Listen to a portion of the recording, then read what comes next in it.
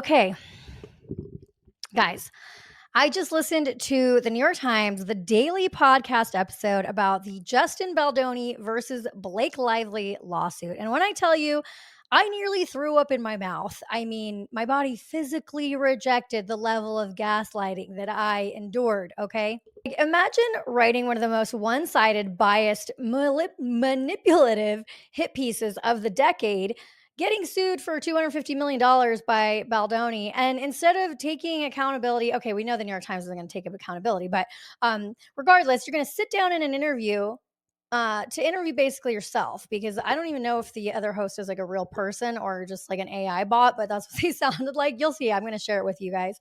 Definitely scripted. Okay. And the New York Times really said, no need for outside opinions. We got this.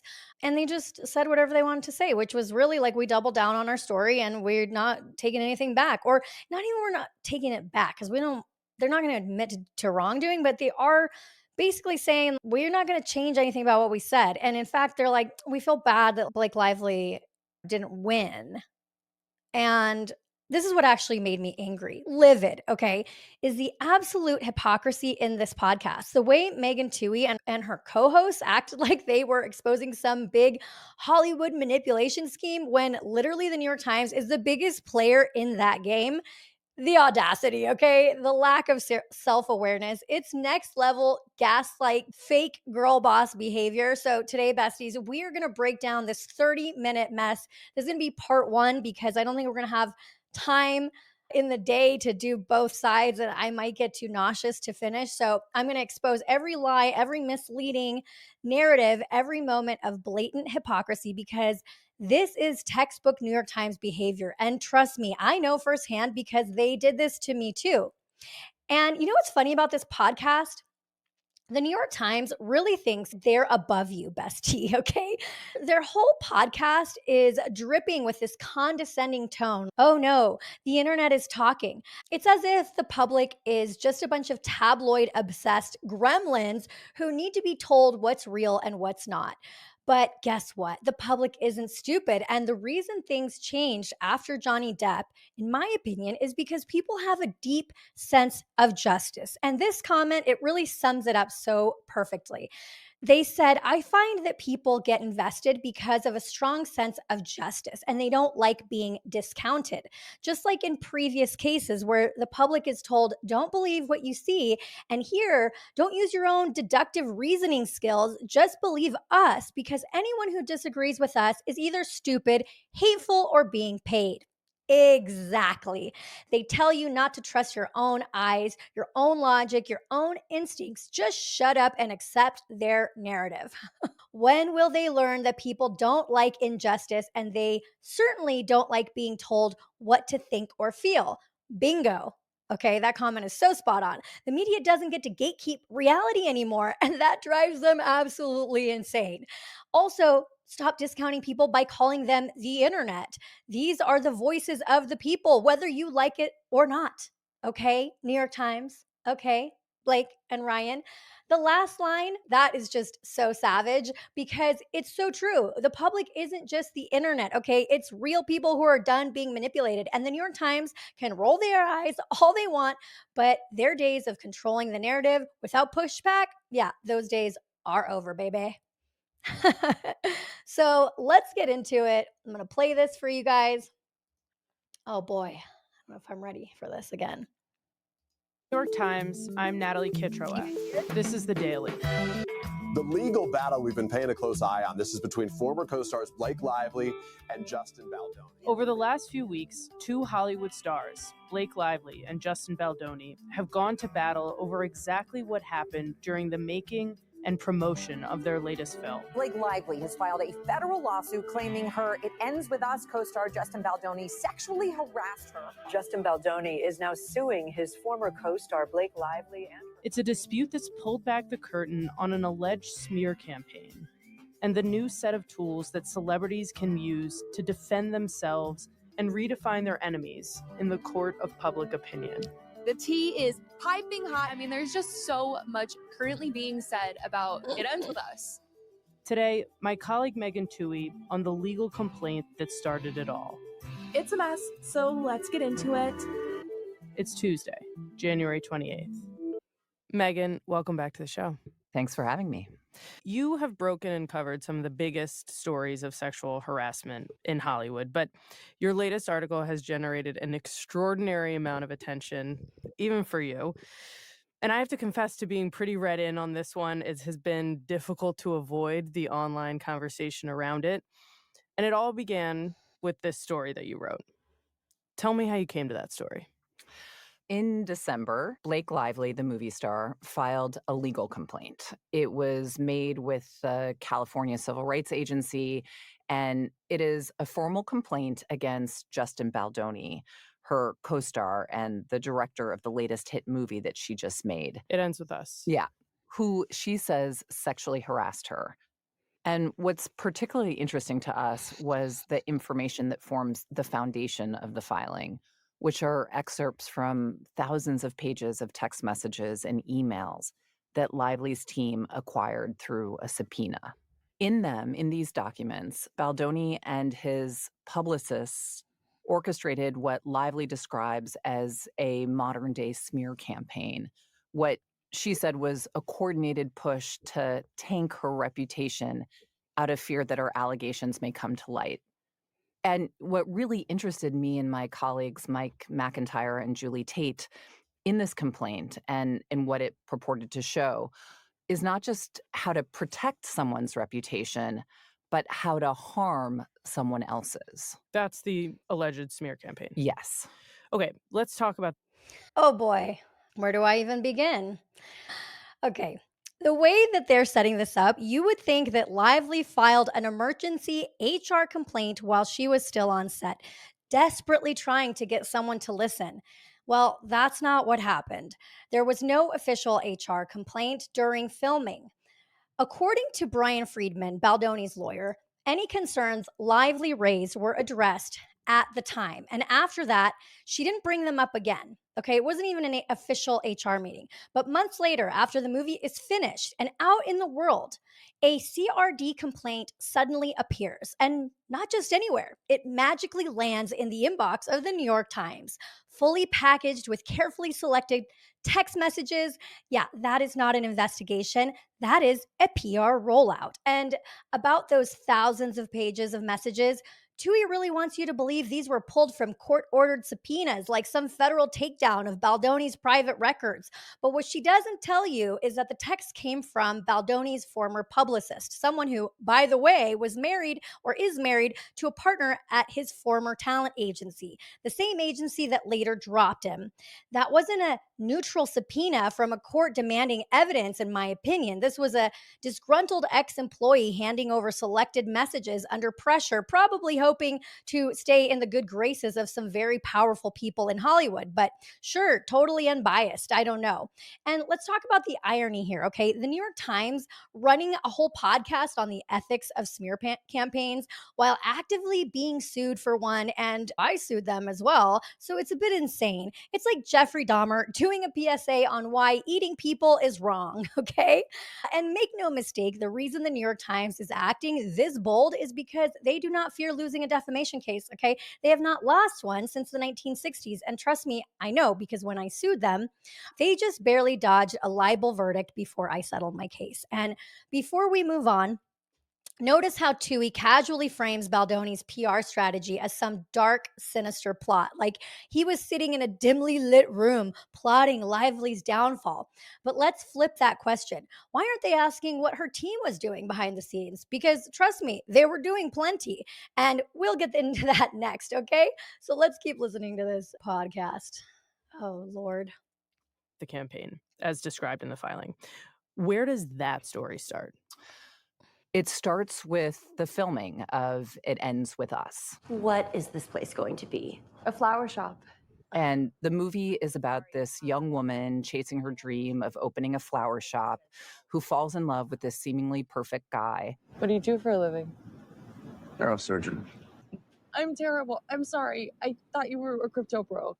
But as the relationship progresses, he becomes physically abusive. He's just listening to me, please. Promise me that I didn't know he was coming. Stop. Stop to me. Stop. Baby, please, just Stop. stop. You stop. Stop. Please.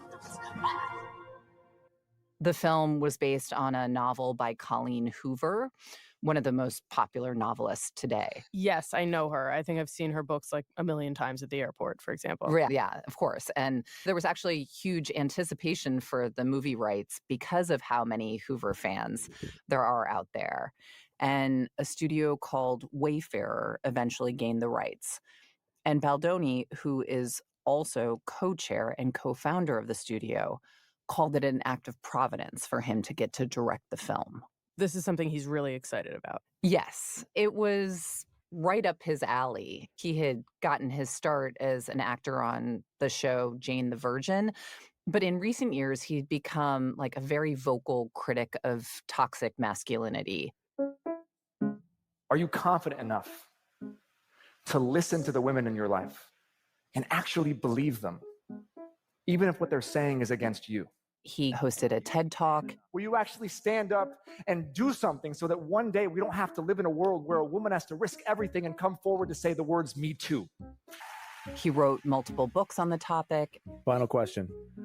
Why did you, after reading my book for the first time, look at me? We were in bed. Look at me and say, "Babe, you need to read your own book"? And he also co-hosted a podcast called Man Enough. Because you're still doing that journey that you talk about in the book, the journey from your head to your heart.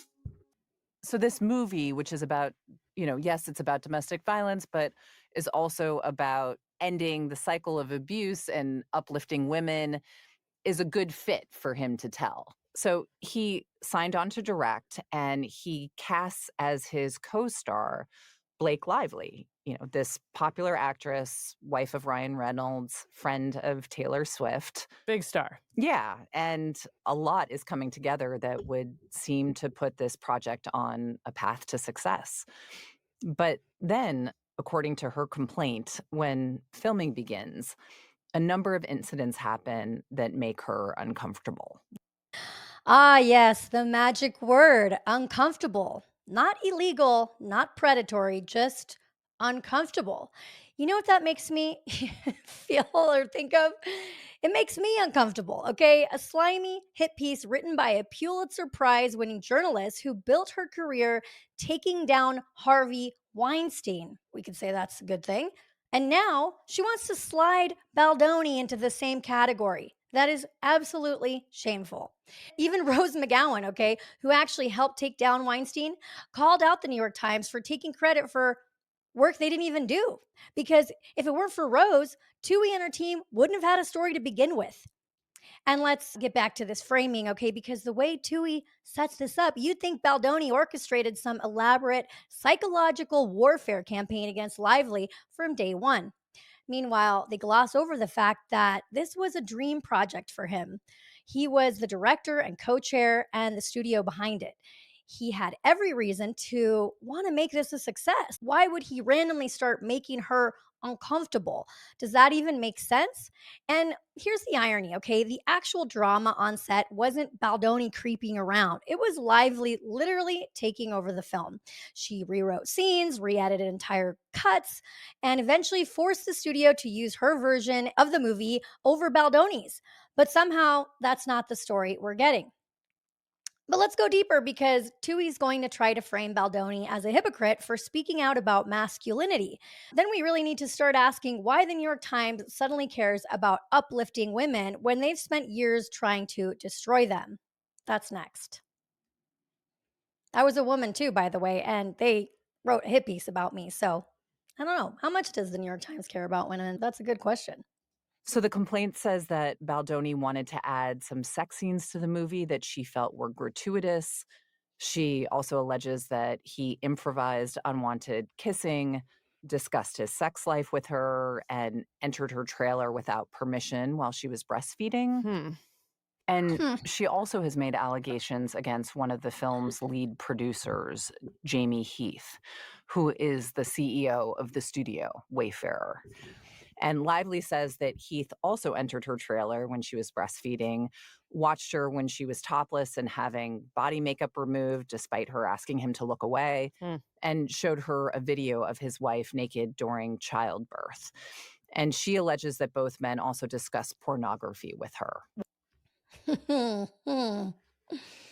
So do you remember, like, a lot more has come out since the story, and this is how she's framing it. Okay, fine. Okay, let's break this down because the way they're spinning this is straight up ridiculous. First of all, the actual movie script literally has a line where Lily walks into the kitchen, sees Ryle with his shirt off, and says, "What is this, a spicy film?"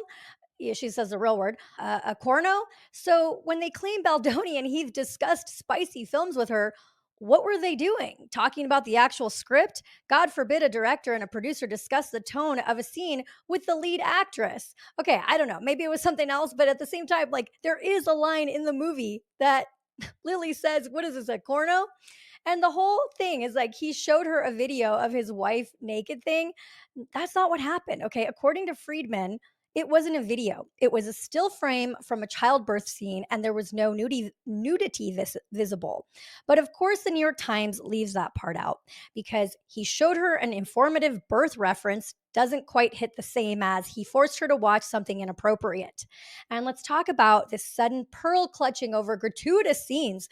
Blake Lively, who is now acting like a fragile little flower, has literally starred in a movie where she's having a full-on threesome, but now she's uncomfortable. Okay. And the breastfeeding thing, there's actual text messages showing that she invited Baldoni into her trailer while she was pumping so they could go over lines. But sure, let's frame that as him just barging in uninvited. This is what the New York Times does. They take things that are normal in the context of filmmaking, tweak the wording, and suddenly it sounds like a crime scene. And people buy it because they don't bother looking deeper. But we will. Oh, gosh. How do you guys like this podcast so far? Wow. So, what does she do in response? Well, in the midst of filming, there was a writer's strike, which put a pause on things. And Lively used that pause to try to fix some of the issues that she said she had experienced on set, and actually said she wouldn't come back to set unless they met certain conditions. Okay, so according to Lively's complaint, there are a number of things on set that make this situation unworkable.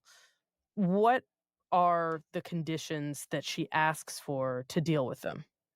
So one was a full-time intimacy coordinator to be with her on the set at all times, like not just during intimate scenes. And another was no more unwanted comments or discussion about sex. And she also asked them not to retaliate against her for raising these issues or requesting these safeguards. And Wayfair agrees to all these conditions, writing that, I'll quote here, although our perspective differs in many aspects, ensuring a safe environment for all is paramount.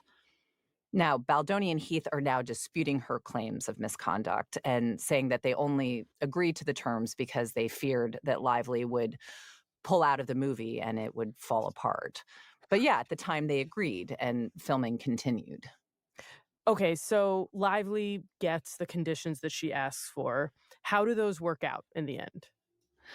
Well, that's interesting. Lively says that when they returned to work, Baldoni's behavior improved with these new protections in place. It kind of sounds like the situation was handled relatively well in the end. I mean, she asks for certain things to Who are happen, you asking, they Satan? happen, and according to her, the situation on set is better. Yeah, I mean, I think that by her account, this was like a situation of problem identified, problem solved, everybody moves on. But while she doesn't have any other allegations of misconduct, once they come back to finish making the movie, they do end up having major creative differences. What do you mean? So Baldoni. This is rich, okay? Because Megan Twohey is out here telling the story like it's some shocking expose. But the second you actually listen to what she's saying, it unravels faster than the New York Times credibility. Let's break that down, shall we? First off, notice the way Toohey frames this. Lively refused to return to set unless her conditions were met. That makes it sound like she was taking some brave stand against injustice. But what were her actual conditions? A full-time intimacy coordinator at all times, not just for intimate scenes, but for the entire set. Why? Were the flower arrangements making her uncomfortable? Then there's this line: no more unwanted comments about spicy topics. What does that even mean? Unwanted by who? Her? A third party? The New York Times editors? Because at this point, it sounds like anything she personally didn't was getting turned into an HR issue. Although they didn't really file an HR issue until she decided to file that CRD complaint way after the movie was done.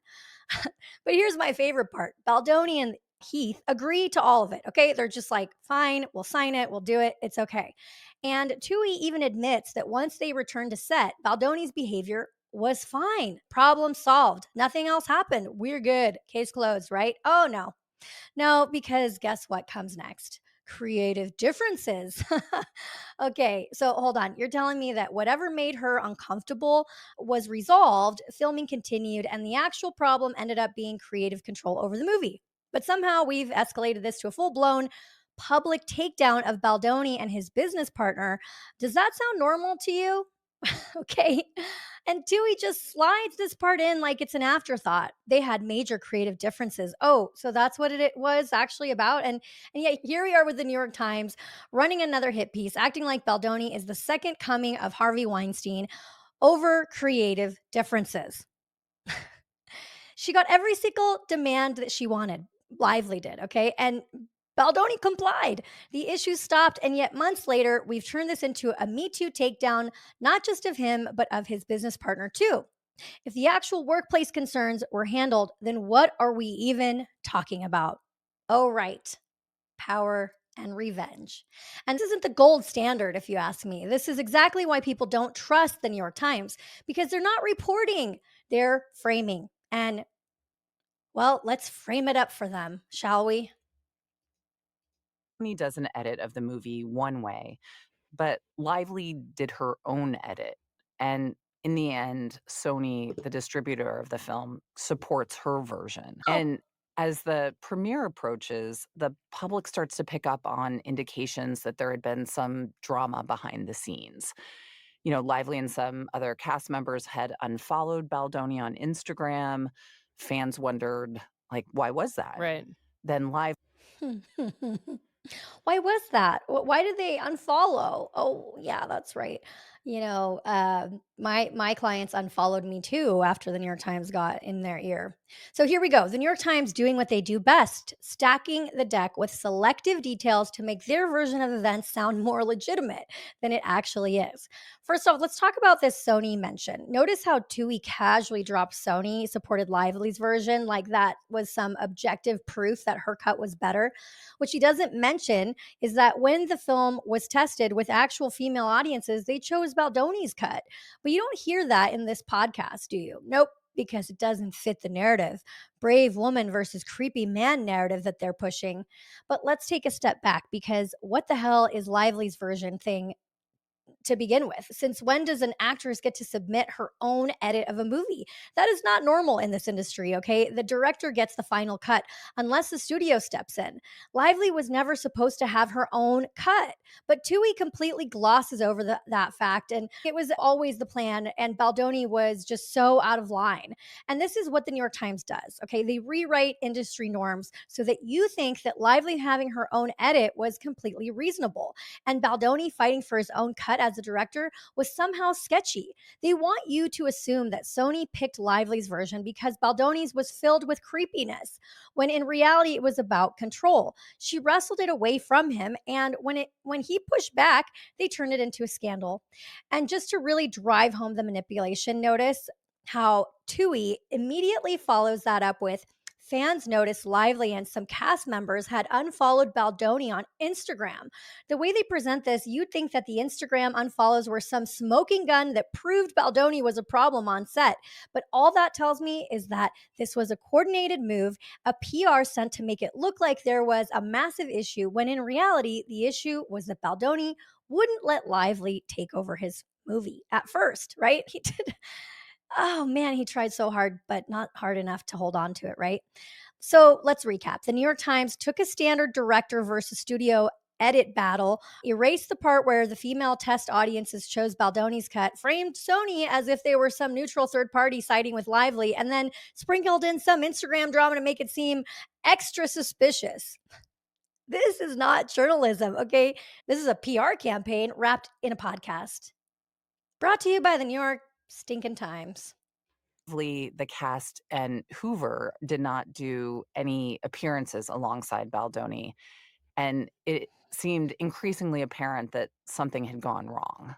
In Instagram world, being unfollowed, you couldn't get a more obvious sign of a disagreement than that. Yes, and as speculation grows and people start asking more and more questions, according to the text messages, Baldoni is getting more and more worried. He's concerned that the allegations that Lively had made against him during the filming of the movie could now become public. So by the first week of August, he makes a move. He hires a crisis PR firm. Megan, in my reporting, I'm used to people hiring crisis PR firms to deal with a corporate crisis or a political problem. In this case, I'm assuming the function is essentially the same. You're hiring a crisis PR firm to avert a reputational crisis. Gee, Tooey, am I correct in saying that? Give me a freaking break, okay? How about everybody take a little break right now and go unfollow the New York Times anywhere that they follow them? Unfollow New York Times. Let's get that trending, okay? Because they think that some people unfollowing Justin Baldoni means everything. Look, more unfollows, because that's definitely how we measure truth now, right? Forget facts, forget evidence. Someone lost a few Instagram followers, so obviously they must be guilty. You know what's funny? I've seen this exact playbook before. When the New York Times came for me, a bunch of influencers suddenly unfollowed me too. And let's be honest, some of them had something to gain. Because back then, getting verified on Instagram wasn't like it is now, okay? This is what happened in my situation. You couldn't just pay for a blue check mark. You needed press coverage. And where do you think that coverage came from? Mainstream media, a mention in the New York Times. If you were a social media influencer groveling to get your name in a New York Times piece, so that could literally be your ticket to verification, and suddenly some of these people who unfollowed me magically got verified. Oh, go figure. And it wasn't just clout that they wanted. There was real money on the table. These influencers were making funds off of my company, and I was supposed to make a commission. But once the New York Times came after me and my business was shut down, essentially, guess what? No company, no more contracts. The contracts existed, but I didn't have the money to fight it. So what does that mean? That meant they got to keep all of their commissions without having to fulfill their agreements. They didn't have to pay me. They walked away with the bag, and I was left with the hit piece. So yeah, when you see this everyone unfollowed Baldoni narrative, I already know what's happening because I lived it. So you're setting him up to look guilty before he's even had a chance to respond. And you think that none of those cast members had something to gain from taking Lively's side? You're being naive, okay? And let's talk about the real pattern here, because I also remember when Taylor Lorenz pulled this move where she played the victim while running a full-on smear campaign against me. That's what's happening here, okay? Lively goes out, frames Baldoni as the bad guy, takes over the edit of the movie, and then when people start to question things, it's like, oh no, she's being attacked and smeared the exact same way Lorenz tried to flip the narrative when people started calling out her lies. It is textbook, besties, okay? And the New York Times, they eat it up. They love a good villain arc, okay? But they are also the ones creating it. You think the unfollows and the sudden PR disaster for Baldoni happened in a vacuum? No. This was orchestrated, okay? And this is exactly what they do. They isolate you, they make sure your allies disappear, and then they run the hit piece while you're standing there all alone. So, yeah, Baldoni hired a crisis PR firm. And you're telling me Lively didn't have PR running defense from day one? Please. The difference is when Baldoni gets these crisis people, it's framed as sinister. But when she does it, it's just telling her story, classic New York Times double standard. And not to mention, her PR publicist basically learned everything she knows from Harvey Weinstein, Lively's side. And in this case, he hired a PR firm led by a woman named Melissa Nathan. And she's worked with a variety of high-profile clients, including Johnny Depp, who was accused of physical abuse, as you may recall, by his ex-wife, Amber Heard. Yep. Yeah, we recall, And buddy. Nathan, as soon as she comes on, presents Baldoni with an initial strategic plan that included back-channeling with journalists to try to push positive messaging about him and defend against any negative stories that might arise. But the text messages included in Lively's complaint, which we reviewed, suggest that Baldoni wanted to go further.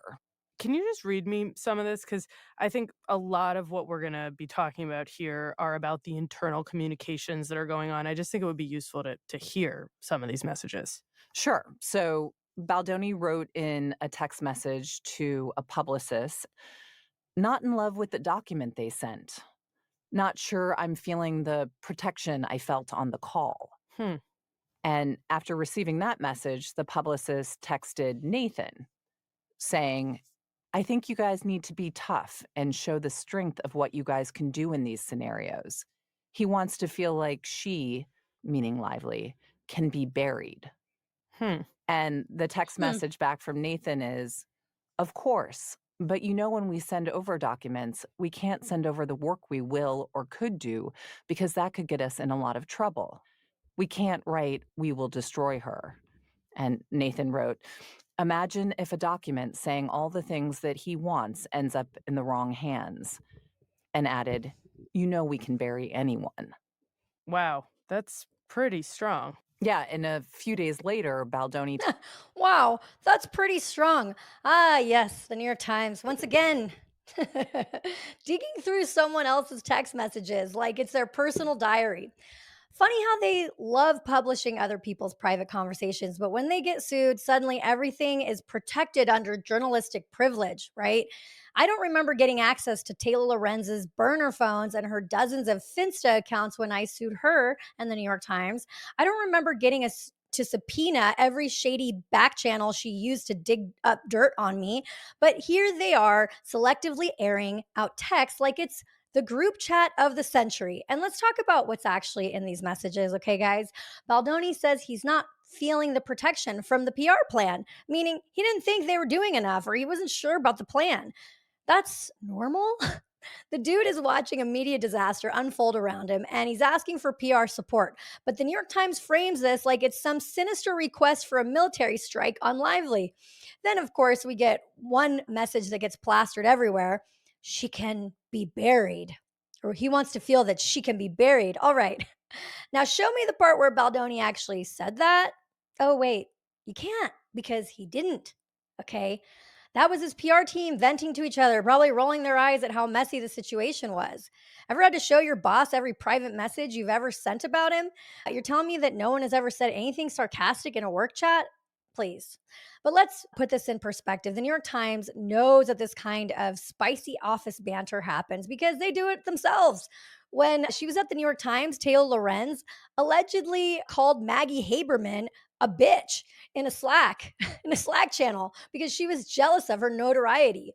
But that's different, right? Because just journalists being journalists. But if Baldoni's PR team suddenly says something, it's all of a sudden a smear campaign. Give me a break, okay? Give me a break. And Friedman's lawsuit already called out how these texts were cherry picked. The PR team was clearly joking, and the New York Times ran with it like they just uncovered Watergate 2.0, everybody. Classic. They selectively edit, they omit context, and when they frame it exactly how they want it, it's so that the public will eat it up. So they only see one side of the story, and we're supposed to pretend that this is investigative journalism. No, this is a hit job. And we're just getting started on how deep the hypocrisy runs. All right. So, yeah, this is what I've done so far. This is my notes. I feel like we have quite a ways to go, but we're 45 minutes in here. So, yeah, the New York Times wants to lecture us on smear campaigns while actively running one. So, it's no surprise there, but we're not done exposing this hypocrisy. There's a lot more to break down. So, make sure you're subscribed because part 2, 3, 4 maybe is coming.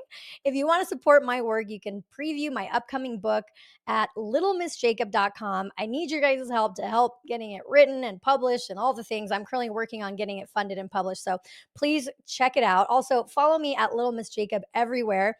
And if you or someone you know needs short form video content, that's actually what I do. I help business owners like restaurant owners, plastic surgeons, all kind of people with short form content for social media. So head to creatorgenius.com. That's my startup. I like helping brands dominate online, but this is what I do in my free time because I love y'all and I never want to see this happen again. I think it's good that you guys are standing up for the truth. Listen, nobody said if the truth ends up on Lively's side that we wouldn't head on over there. But so far, I don't see that happening. Please like this video and drop a comment if you made it this far and share this with someone who needs to hear the real story. All right, besties, go question some narratives and I'll see you on the next one.